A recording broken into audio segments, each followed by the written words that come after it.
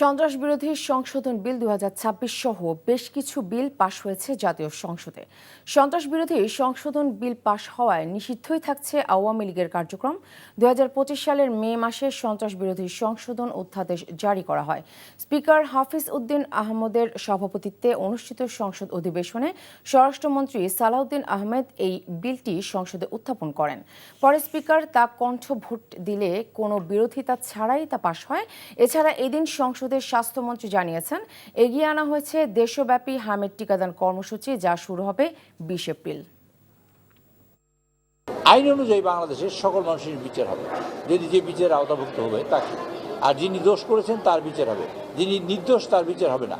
এবং যিনি দোষ করেছেন এই দেশের এক্সিস্টিং ল অনুযায়ী যা আছে এবং শেখ হাসিনা বা পতিত সরকার যা করে গেছে সেই সব মিলিয়ে আইসিটি আইটিটি সব মিলিয়ে যেভাবে বিচার হতে পারে আইন অনুযায়ী বিচার হবে। একটা জিনিস আপনাদের পরিষ্কার করে বলতে চাই, আমরা প্রতিহিংসা রাজনীতি করি না।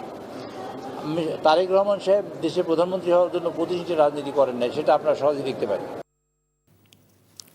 রাজধানী সহ দেশের বিভিন্ন স্থানে জ্বালানি তেলের জন্য আজও পেট্রোল পাম্পগুলোর সামনে যানবাহনের দীর্ঘ সারি।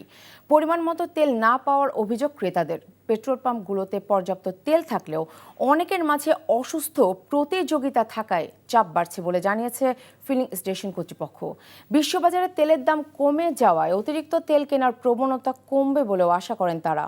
আপেল শাহরিয়ারের রিপোর্ট। রাজধানীর ছোট পেট্রোল পাম্পগুলোতে চাহিদা মতো তেল না পাওয়ায় বড় ফিলিং স্টেশনগুলোতে যানবাহনের দীর্ঘ সারি। মধ্যরাত থেকেই লাইনে দাঁড়িয়ে তেলের জন্য অপেক্ষা করতে দেখা যায় অনেককে। এমনকি রাজধানীর বাইরে থেকেও কেউ কেউ এসেছেন জ্বালানি তেল নিতে। সাভার থেকে আসছি, আর অনেকদিন ধরে এটা খুব হচ্ছে। আমার এলাকায় সাভারে মানে কোথাও তেলই নেই, যার জন্য এত দূর আমার আসতে হয়েছে। আমরা অনেকক্ষণ যাবৎ লাইনে দাঁড়ায় আছি, তো তেলও ঠিক মতো পাওয়া যাচ্ছে না। নির্দিষ্ট সময়ে অফিসে যাইতে পারতেছে না। কোনো জায়গায় 200 টাকা দেয়, কোনো জায়গায় 500 টাকা দেয়, কোথাও আবার দেয় হচ্ছে 150 টাকা। এই তো তেলের অবস্থা। রাত্রে 3টার সময় আসছি, 8টা বাজে পাম্প খুলছে। এই সিরিয়াল দ্বারা সারা রাত্রির রাস্তায় শুয়ে রয়েছি।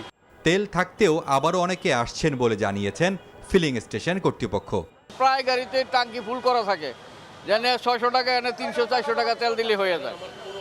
এখন এরা যে তেলের তো কোনো সংকটও নাই, আমরা তো কন্টিনিউ তেল দিতেছি অ্যাভেলেবেল, সকাল 8টা থেকে রাত্র 7টা পর্যন্ত। রাজধানীর বাইরেও একই চিত্র।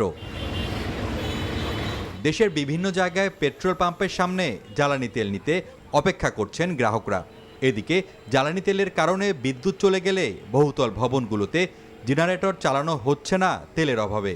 ইরান যুক্তরাষ্ট্র যুদ্ধবিরতিতে বিশ্ববাজারে জ্বালানি তেলের দাম কমলেও দেশের প্রভাব পড়তে কয়েকদিন সময় লাগবে বলে মনে করেন এ খাতের সংশ্লিষ্টরা।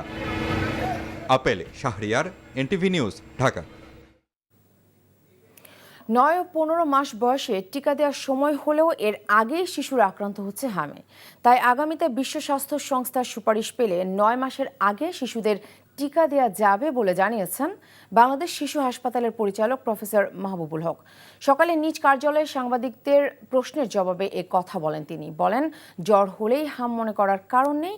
হামে আক্রান্ত শিশুর শরীরে র্যাশ দেখা দেবে, তবে ভয়ের কারণ নেই। চিকিৎসকের পরামর্শ অনুযায়ী শিশুর পরিচর্যা করার পরামর্শ দেন তিনি।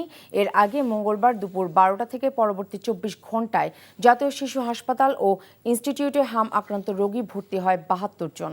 এদিকে সন্দেহজনক হাম বা হামের উপসর্গ নিয়ে মঙ্গলবার সকাল 8টা পর্যন্ত 24 ঘন্টায় 11 শিশুর মৃত্যু হয়। এ নিয়ে আরো খবর জানতে যাচ্ছি রাজধানীর মহাখালীর ডিএনসিসি হাম ডেডিকেটেড হাসপাতালে। সেখানে আছেন সহকর্মী ইফতেখার রেজা। ইফতেখার, হামে আক্রান্ত কতজন হাসপাতালে এসেছে, চিকিৎসকরা কি বলছেন?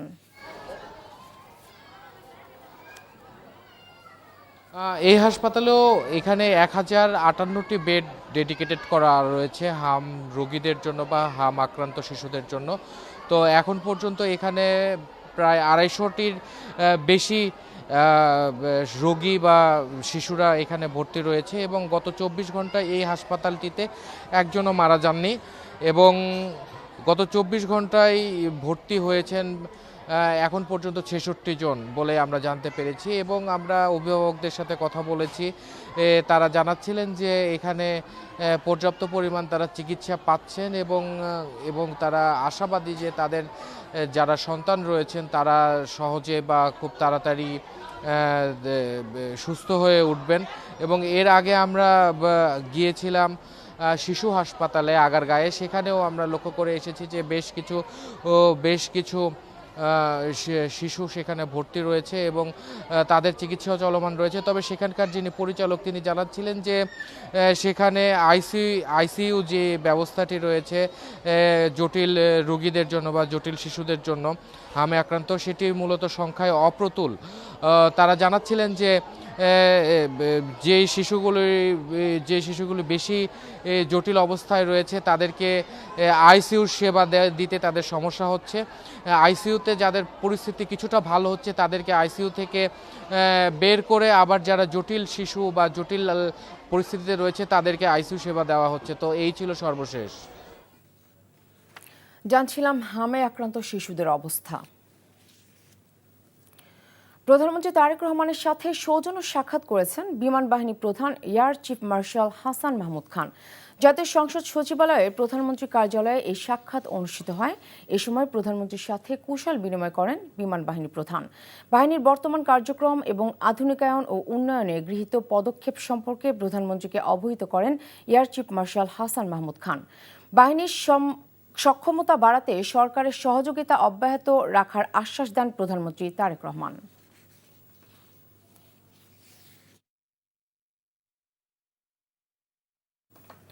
বগুড়া ৬ ও শেরপুর ৩ আসনের উপনির্বাচন আগামীকাল। প্রতিটি কেন্দ্রে নির্বাচনী সামগ্রী পাঠানো হচ্ছে আজ সকাল থেকে। বগুড়া সেন্ট্রাল হাই স্কুল মাঠে ১৫০টি কেন্দ্রের প্রিজাইডিং অফিসাররা ব্যালট বাক্স সহ নির্বাচনী সরঞ্জাম বুঝে নেন। বিএনপি চেয়ারম্যান তারেক রহমানের ছেড়ে দেয়া আসন বগুড়া ৬। এদিকে শেরপুর ৩ আসনের ভোট গ্রহণের জন্য ব্যালট পেপার সহ সব ধরনের সরঞ্জাম বিতরণ শুরু হয়েছে। কাল সকালে প্রতিটি কেন্দ্রে ব্যালট পেপার, ব্যালট বাক্স সহ প্রয়োজনীয় সব উপকরণ সরবরাহ করা হবে। জামাত মনোনীত প্রার্থী নুরুজ্জামান বাদলের মৃত্যুজনিত কারণে গত ১২ ফেব্রুয়ারি এই আসনের নির্বাচন স্থগিত হয়। সরকার নির্ধারিত দামে ভোজ্য তেল বিক্রি, সিন্ডিকেট চক্র চিহ্নিত করা ও শাস্তি নিশ্চিত করা সহ ৬ দফা দাবিতে মানববন্ধন করেছে consumers association of Bangladesh cab. মানববন্ধনে বক্তারা বলেন, নির্ধারিত মূল্যের তোয়াক্কা না করে সয়াবিন তেল প্রতি লিটারে ৩০ থেকে ৩৪ টাকা পর্যন্ত বেশি দামে বিক্রি করা হচ্ছে। এ অবস্থায় বাজারে নিয়মিত তদারকি ও অভিযান পরিচালনার দাবি করেন তারা। একই সাথে কৃত্রিম সংকট সৃষ্টি ও মজুতদারির বিরুদ্ধে কঠোর আইনি ব্যবস্থা নেওয়ার আহ্বান জানিয়ে বক্তারা নন ফুড গ্রেড ড্রামে তেল সংরক্ষণ ও বিক্রি ও তাৎক্ষণিকভাবে বন্ধ করার দাবি জানান। পাকিস্তানের মাস্তুং জেলার নিরাপত্তা বাহিনীর অভিযানে ফিতনা আল হিন্দুস্তান গোষ্ঠীর ৬ সদস্য নিহত হয়েছে। ডন জানায়, গোয়েন্দা তথ্যের ভিত্তিতে নিরাপত্তা বাহিনীর সদস্যরা অভিযান চালাতে গেলে সন্ত্রাসীরা আইনশৃঙ্খলা বাহিনীকে লক্ষ্য করে গুলি চালায়। নিরাপত্তা বাহিনীর পাল্টা আক্রমণে ৬ সন্ত্রাসী নিহত হয়। পাকিস্তান সেনাবাহিনী জানায়, নিহত সন্ত্রাসীরা বেলুচিস্তানের ফিতনা আল হিন্দুস্তান গোষ্ঠীর সদস্য। পরে বিপুল পরিমাণ অস্ত্র ও গোলাবারুদ উদ্ধার করা হয়। সবশেষ ২৪ ঘন্টায় সারা দেশে হাম ও উপসর্গে মৃত্যু হয়েছে অনেক মানুষের। হামের উপসর্গ নিয়ে হাসপাতালগুলোতে প্রতিদিনই ভর্তি হচ্ছে শিশুরা। কাটছে না অভিভাবকদের আতঙ্ক। এদিকে সংসদে স্বাস্থ্যমন্ত্রী জানিয়েছেন, আগামী ৩ মে থেকে সারা দেশে হামের টিকা দেওয়ার কথা থাকলেও তা এগিয়ে এনে ২০ এপ্রিল থেকে শুরু হবে। ইফতেখার রাজার রিপোর্ট। ৬ মাসের শিশু সন্তান রিশাকে হারিয়ে কষ্টে নিথর বাবা জাকির হোসেন। হামে আক্রান্ত রিশার যমজ বোনও ভর্তি রয়েছে আইসিইউতে। কয়েকদিন আগে তীব্র জ্বর, শ্বাসকষ্ট ও র্যাশ নিয়ে ভর্তি হয়েছিল যমজ ২ বোন, যার একজন পৃথিবী থেকে বিদায় নিয়েছে, আরেকজনের অবস্থা সংকটাপন্ন। আমার একটা বাচ্চা গতকালকে মারা গেছে, আইসিইউতে লাইফ সাপোর্টে ছিল, গতকালকে মারা গেছে। আরেকটা বাচ্চা এখানে ছিল, গতকালকে আবার তার আইসিইউতে নেওয়া হয়েছে। আল্লাহ জানে আমার বাচ্চার অবস্থা কি। ডাক্তাররা বলতেছে এখন তার একটা ইঞ্জেকশন দেওয়া লাগবে, ইঞ্জেকশন ৬০-৭০ হাজার টাকা লাগবে। হামে আক্রান্ত অন্যান্য শিশুদের অভিভাবকরা বলছেন, হঠাৎ হামে আক্রান্ত হওয়ায় দুশ্চিন্তায় তারা। প্রহর গুনছেন তাদের আদরের শিশুটি সুস্থ হবার প্রতীক্ষায়। চোখটা ফুলে গেছিল, তো ডাক্তার দেখাইছি, তখন বলছিল যে এটা হাম না, র্যাশ হইতে পারে। তো বাসা চলে গেছিলাম, এর পরের দিন দেখি যে না, সারা শরীর ছড়তেছে আর ও কানাকাটি করতেছে। তো এখানে আসলাম, ভর্তি না, ট্রিটমেন্ট ভালো আছে। ফরিদপুরে আপনার অ্যাডমিট ছিল, চিকিৎসাধীন অবস্থায় ছিল, তো ওইখান থেকে এইখানে রেফার করছে বলতে আর কি এইখানের কথা বলছে, এইখানে আইনে আবার ট্রিটমেন্ট গতকালকের থেকে নিতেছি। এদিকে সংসদে স্বাস্থ্যমন্ত্রী জানিয়েছেন সারা দেশে হামের টিকাদান শুরু হবে 20 এপ্রিল। আমরা ডিক্লেয়ার করেছিলাম from 3rd May all over the country শুরু করার জন্য। আমরা এটাকে আরো এগিয়ে নিয়ে আসছি, because we have been able to collect the necessary vaccines from UNICEF by this time, and so we are expediting the vaccination programme all over the country from 20th of this month। আমরা 14 দিন এগিয়ে নিয়ে আসছি। মানিকগঞ্জ, নেত্রকোনা, জয়পুরহাট, ঝালকাঠি সহ দেশের বিভিন্ন জেলায় হামের টিকা কার্যক্রম চলমান রয়েছে। Iftekhar Reza, NTV news, Dhaka. ৪৫ দিন পর ৭,২৫,৫০০ লিটার ডিজেল নিয়ে নাটোর রেলহেড ডিপোতে পৌঁছেছে তেলবাহী ২১টি ওয়াগন। দুপুরে তেলবাহী ওয়াগনটি নাটোর রেল স্টেশনের পদ্মা, মেঘনা ও যমুনার রেলহেড ডিপোতে এসে পৌঁছায়। এ সময় সার্বিক নিরাপত্তার বিষয়টি নিশ্চিত করতে রেলহেড ডিপোগুলোতে অবস্থান নেয় সেনা সদস্যরা। এর ফলে নাটোর, রাজশাহী, চাঁপাইনবাবগঞ্জ ও নওগাঁ জেলার ডিজেল সংকট অনেকটাই লাঘব হবে বলে জানান পদ্মা ডিপো ইনচার্জ ফজলে এলাহি। এখান থেকে 4 জেলার ৬৭টি পাম্পে সরাসরি ডিজেল পাঠানো হবে। এর আগে গত 23 ফেব্রুয়ারিতে ৯,৫৭,০০০ লিটার ডিজেল নিয়ে নাটোর ডিপোতে এসেছিল ওয়াগন। জ্বালানি ও ভোজ্য তেল সহ নিত্য প্রয়োজনীয় পণ্যের কৃত্রিম সংকট সৃষ্টি করতে এবার নৌযানকে গুদাম হিসেবে ব্যবহার করছে এক শ্রেণীর অসাধু ব্যবসায়ী। খবর পেয়ে সাগরে অভিযান পরিচালনা করেছে কোস্টগার্ড। দুপুরে কোস্টগার্ড মিডিয়া কর্মকর্তা লেফটেন্যান্ট কমান্ডার সাব্বির আলম সুজন সংবাদ সম্মেলন করে এসব তথ্য জানান। এ সময় তিনি বলেন, বৈশ্বিক জ্বালানি সংকটকে পুঁজি করে কিছু অসাধু ব্যবসায়ী নিত্য প্রয়োজনীয় দ্রব্যের কৃত্রিম সংকট সৃষ্টি করতে বন্দরের বহিনোঙ্গরে বিভিন্ন লাইটার জাহাজে মজুত করে। এ খবরে কোস্টগার্ড, নৌবাহিনী, নৌপরিবহন অধিদপ্তর এবং চট্টগ্রাম বন্দর কর্তৃপক্ষের সমন্বয়ে যৌথ অভিযান পরিচালনা করা হয়। ময়মনসিংহের ত্রিশালের আল আমিন হত্যা মামলায় একই পরিবারের 5 জনের যাবজ্জীবন কারাদণ্ড দিয়েছে আদালত। ময়মনসিংহ স্পেশাল জজ আদালতের বিচারক ফারহানা ফেরদৌস দুপুরে আসামিদের উপস্থিতিতে এই রায় ঘোষণা করেন। জমি নিয়ে বিরোধে 2023 সালের 19 জুনে আল আমিনকে নৃশংসভাবে কুপিয়ে হত্যা করে অভিযুক্তরা। পরে নিহতের চাচা হাফিজুল ইসলাম বাদী হয়ে ত্রিশাল থানায় মামলা করেন। এদিকে নাটোরের সিংড়ায় কৃষক মেসের আলী হত্যা মামলায় উপজেলার হাতিয়ানদহ ইউনিয়নের সাবেক চেয়ারম্যান ও আওয়ামী লীগ নেতা মাহবুবুল আলম সহ 6 জনকে যাবজ্জীবন কারাদণ্ড দিয়েছে আদালত। দুপুরে অতিরিক্ত দায়রা জজ আদালতের বিচারক মোহাম্মদ সাইফুল ইসলাম এ রায় দেন। অপরদিকে জামালপুরে হত্যা মামলায় 2 জনকে মৃত্যুদণ্ড, 3 জনকে যাবজ্জীবন ও 1 জনকে খালাস দিয়েছে আদালত। দুপুরে অতিরিক্ত জেলা ও দায়রা জজের বিচারক মোহাম্মদ নিজামুদ্দিন এ আদেশ দেন। এছাড়া কুষ্টিয়ায় স্ত্রীকে কুপিয়ে হত্যার দায়ে স্বামীকে যাবজ্জীবন কারাদণ্ড দিয়েছে আদালত। আগামী 72 ঘন্টার মধ্যে রংপুর বেগম রোকেয়া বিশ্ববিদ্যালয়ের ছাত্র সংসদ নির্বাচন নিয়ে পদক্ষেপ না নিলে প্রশাসনিক কার্যক্রম অচল করে দেওয়ার আলটিমেটাম দিয়েছে শিক্ষার্থীরা।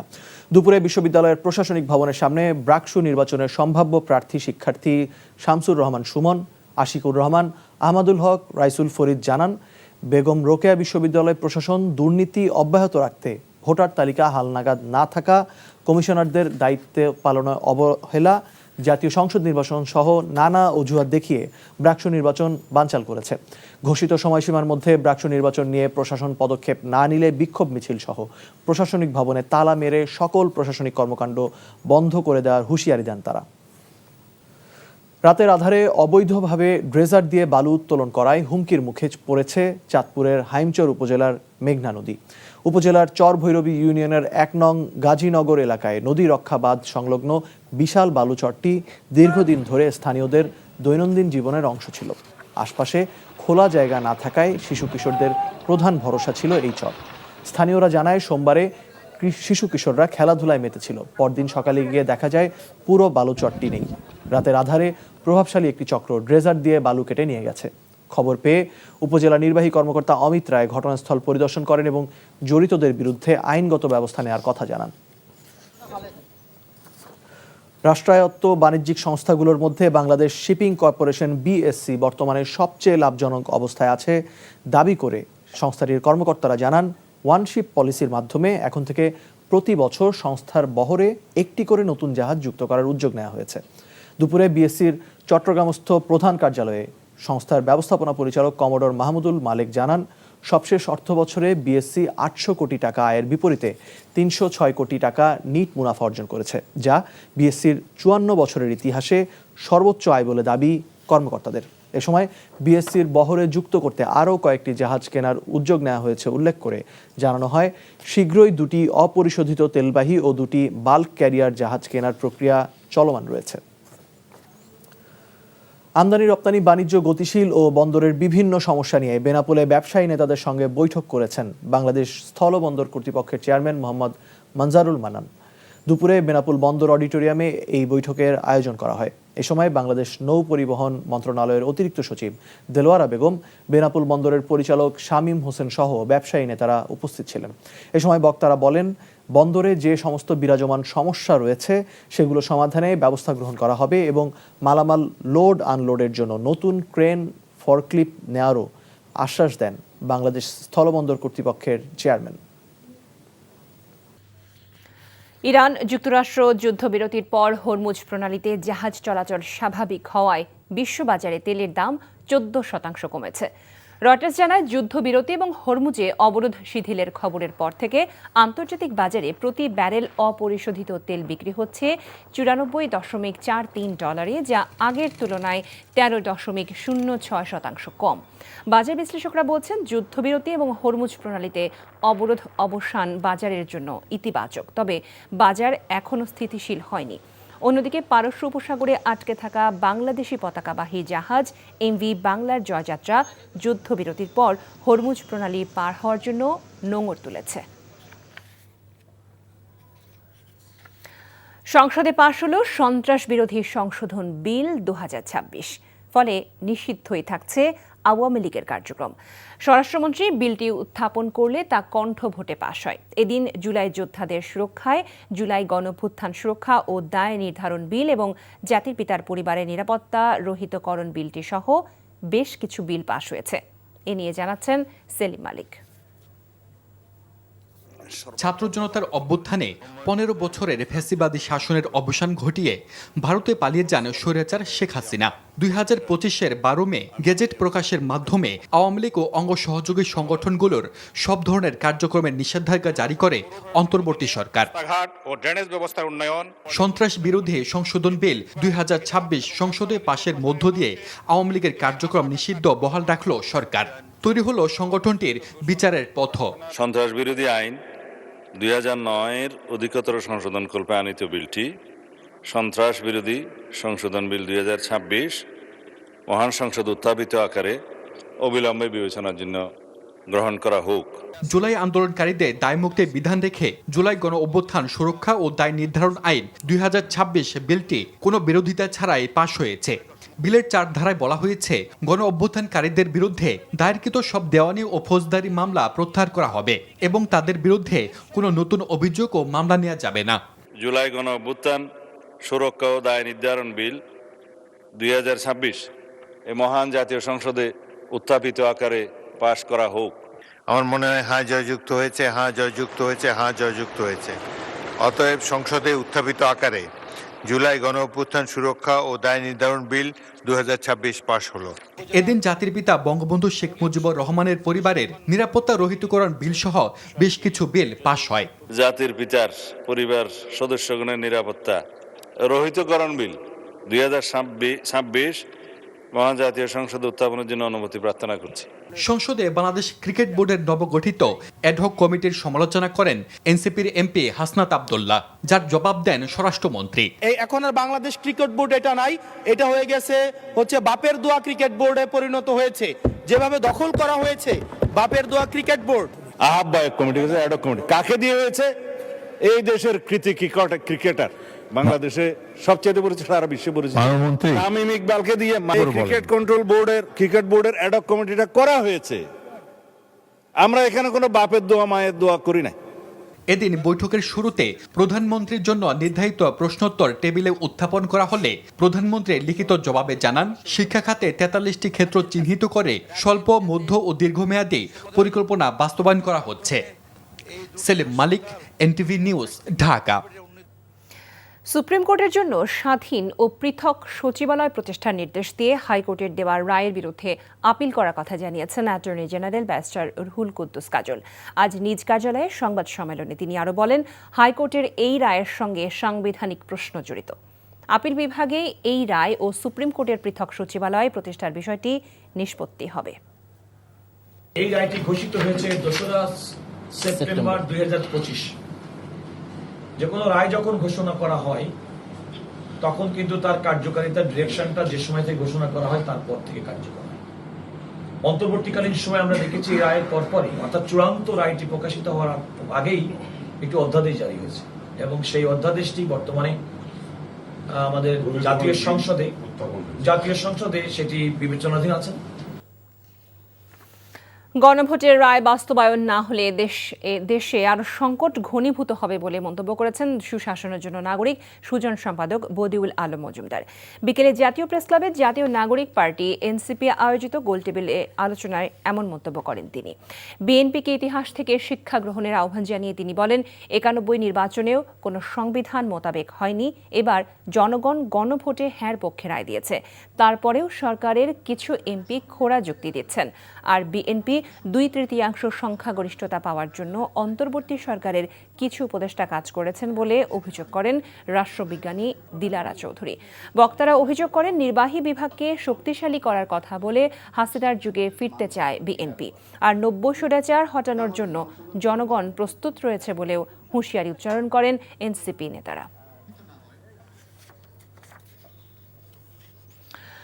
প্রথম দিল্লি সফরে ভারতের পররাষ্ট্রমন্ত্রী এস জয়শঙ্করের সঙ্গে বৈঠক করলেন পররাষ্ট্রমন্ত্রী doctor Khalilur Rahman.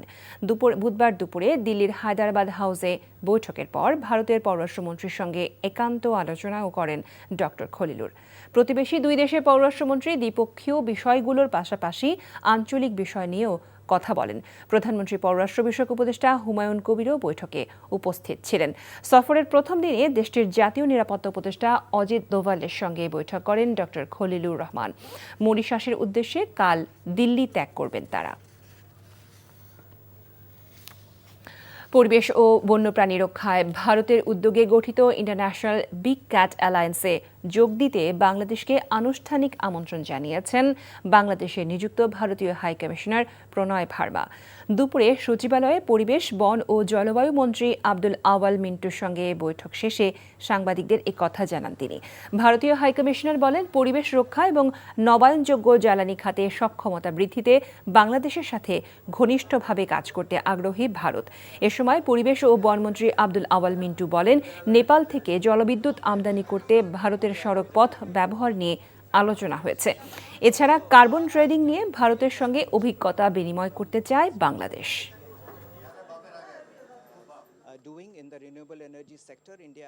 We have a very ambitious target of 500 gigawatt of renewable energy capacity in the next few years, and I shared some of those experiences, what kind of institutional mechanisms we have built to achieve that capacity, and how we can work together in the renewable energy capacity building for Bangladesh. Dhaka medical college হাসপাতালে ঢাকা বিশ্ববিদ্যালয়ের শিক্ষার্থীদের সঙ্গে চিকিৎসক ও medical শিক্ষার্থীদের মধ্যে হাতাহাতির ঘটনা ঘটেছে। এই ঘটনায় হাসপাতালের জরুরি বিভাগ সাময়িকভাবে বন্ধ রাখা হয়েছে বলে জানা গেছে। বিকেল 5:30টায় ঢাবির এক শিক্ষার্থীকে শারীরিক লাঞ্ছনার ঘটনাকে কেন্দ্র করে এই ঘটনার সূত্রপাত হয়। ভুক্তভোগী শিক্ষার্থী সানিম ঢাকা বিশ্ববিদ্যালয়ের উদ্ভিদবিদ্যা বিভাগের শিক্ষার্থী। প্রত্যক্ষদর্শী ও সহপাঠীদের দাবি, সানিমের ওপর হামলার খবর পেয়ে অমর 21 হল থেকে একদল শিক্ষার্থী হাসপাতালে গেলে দুই পক্ষের মধ্যে উত্তেজনা ছড়িয়ে পড়ে এবং এক পর্যায়ে হাতাহাতির ঘটনা ঘটে। তবে চিকিৎসকরা জানান, প্রয়োজনীয় ওষুধ সরবরাহ না থাকায় সেই ওষুধ বাইরে থেকে আনতে বললে তা না পাওয়ায় ওই শিক্ষার্থী চিকিৎসকদের সঙ্গে দুর্ব্যবহার করলে হাতাহাতির ঘটনা ঘটে। ঘটনার পর থেকে থমথমে পরিস্থিতিতে সাময়িকভাবে বন্ধ রয়েছে ঢাকা মেডিকেলের জরুরি বিভাগ। আগামী 12 মে সংরক্ষিত নারী আসনে নির্বাচন হবে বলে জানিয়েছেন নির্বাচন কমিশন সচিব। তিনি জানান, আসন বণ্টনে বিএনপি জোট 36টি, জামাত ইসলামী জোট 13টি, স্বতন্ত্ররা মিলে পাবে 1টি আসন। বুধবার সকালে নির্বাচন কমিশন সচিবালয়ে ইসি সচিব সংরক্ষিত নারী আসনের তফসিল ঘোষণা করেন। তিনি জানান, মনোনয়নপত্র দাখিলের শেষ তারিখ 21 এপ্রিল, মনোনয়নপত্র বাছাই 22 ও 23 এপ্রিল, আপিল আবেদন করা যাবে 26 এপ্রিল এবং আপিল নিষ্পত্তি হবে 27 ও 28 এপ্রিল। জানান, মনোনয়ন প্রত্যাহারের তারিখ 29 এপ্রিল। এছাড়া 30 এপ্রিল প্রতীক বরাদ্দ হবে বলে জানান ইসি সচিব আক্তার আহমেদ। তিনি আরও জানান, নির্ধারিত সময়সূচি অনুযায়ী সুষ্ঠু ও শান্তিপূর্ণভাবে নির্বাচন সম্পন্ন করতে সব ধরনের প্রস্তুতি নেওয়া হয়েছে। ইলিশ বাংলাদেশি পণ্য ও আন্তর্জাতিকভাবে তা স্বীকৃত।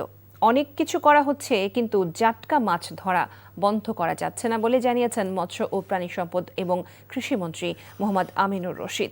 বুধবার রাজধানীর বাংলাদেশ কৃষি গবেষণা কাউন্সিল অডিটোরিয়ামে ইলিশ গবেষণায় অর্জিত সাফল্য, জাটকা সংরক্ষণ ও ভবিষ্যৎ করণীয় শীর্ষক কর্মশালায় তিনি এসব কথা বলেন। এছাড়াও তিনি বলেন, বিভিন্ন সময়ে জাটকা ধরার উপর নিষেধাজ্ঞা দিলেও সচেতনতার অভাব ও বাস্তবায়নের ঘাটতির কারণে পুরোপুরি বন্ধ করা সম্ভব হচ্ছে না। জাটকা নিধন এখন বড় চ্যালেঞ্জ হয়ে দাঁড়িয়েছে। ইলিশ সম্পদ রক্ষায় বিজ্ঞানীদের পরামর্শ অনুসরণে সুফল মিলবে বলে মনে করেন মন্ত্রী। বিগত 3 বছরের মতো চলতি অর্থ বছরেও কমছে প্রবৃদ্ধি। এবছর দেশের জিডিপি প্রবৃদ্ধি হতে পারে 3.9%। এছাড়া মূল্যস্ফীতি থাকতে পারে 8%-এর ঘরে। অর্থনীতির প্রধান 2 সূচক নিয়ে এমন পূর্বাভাস দিয়েছে বিশ্বব্যাংক। বুধবার সংস্থার ঢাকা অফিসে প্রকাশিত হালনাগাদ প্রতিবেদনে এসব তথ্য জানানো হয়। আরাফাত ইসলামের রিপোর্ট। টানা 3 বছর ধরে ধীরগতির প্রবৃদ্ধি ও উচ্চ মূল্যস্ফীতি সহ নানামুখী চ্যালেঞ্জের মুখে টালমাটাল দেশের অর্থনীতি। এর সাথে মধ্যপ্রাচ্যের অস্থিরতা নতুন করে দেশের অর্থনীতিকে চাপে ফেলবে বলে মনে করে বিশ্বব্যাংক। এতে চলতি অর্থবছরে দেশের জিডিপি প্রবৃদ্ধি কমে দাঁড়াবে 3.9% এবং মূল্যস্ফীতি 8.5% অব্যাহত থাকবে বলে জানিয়েছে বিশ্বব্যাংক। সংস্থাটির ঢাকা অফিসে বাংলাদেশের অর্থনীতি নিয়ে প্রকাশিত সবশেষ হালনাগাদ প্রতিবেদনে এসব তথ্য উঠে এসেছে। সংবাদ সম্মেলনে ঢাকায় নিযুক্ত সংস্থাটির কান্ট্রি ডিরেক্টর জপেম বলেন, অন্তর্ভুক্তিমূলক প্রবৃদ্ধি ও কর্মসংস্থান বাড়াতে সংস্কারের বিকল্প নেই।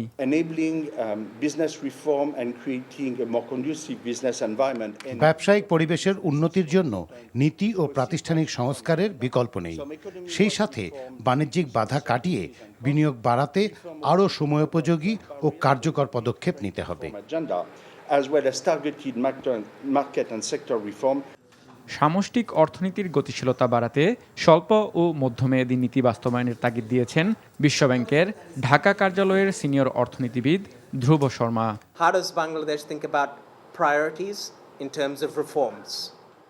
সামষ্টিক অর্থনীতির স্থিতিশীলতা ধরে রাখা সহ টেকসই প্রবৃদ্ধি এবং সম্প্রসারণশীল কর্মশক্তিকে কাজে লাগাতে মধ্যমেয়াদী নীতি গ্রহণ করতে হবে, যা বিনিয়োগ ও কর্মসংস্থানের পথকে আরও সুগম করবে।